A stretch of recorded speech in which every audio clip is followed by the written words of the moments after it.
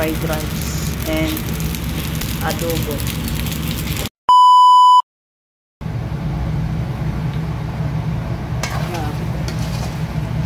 Adobong may patatas.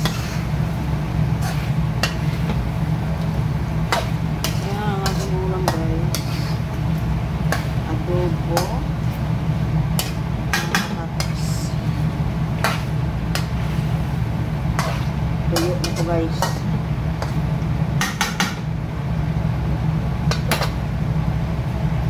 Lagyan natin na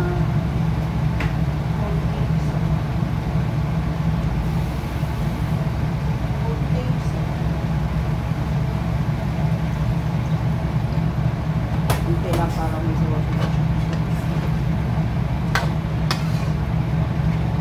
Pagkulo, okay na yan.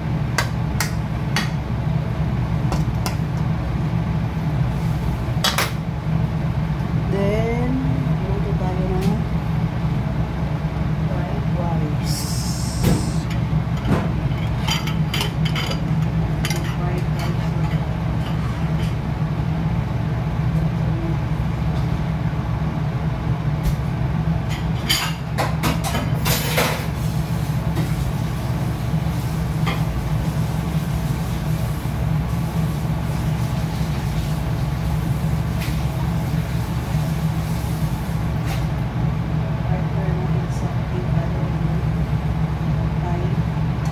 Fried rice.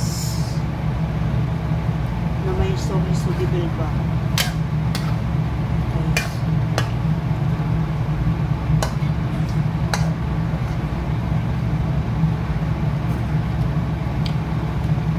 I-marinate ko lang pala doon sa bawang, sibuyas, at saka toyo, at saka konting suka.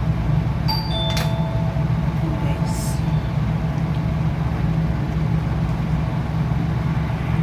Yung ating adobo ito. Nag-oil na yan siya, guys. Partner natin sa ating kunting adobo ay fried rice. Ang fried rice pala, guys, di ko na pinakita. Nilagyan ko pa ng carrots, mais, tsaka chorizo de bilbao. Tapos yan, kanin, may itlog. Diba? Kanin na, maulam pa. Ginisa ko lang yan siya, guys, sa bawang, sibuyas. Sibuyas na puti ang ginamit ko dito para matamis-tamis.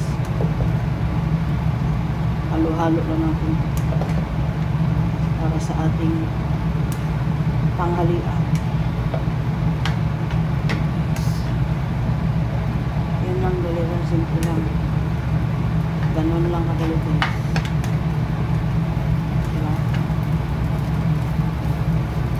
Ating ulam. Sarap siya kasi ang ginamit kong chorizo dyan, guys. Chorizo de bilbao na Japanese. Yung red. Mayroon din kasi yan black. Yung mas masarap yung red. Pork flavor pala to. Yan, guys. Thank you for watching. Yan ang ating pang-lunch.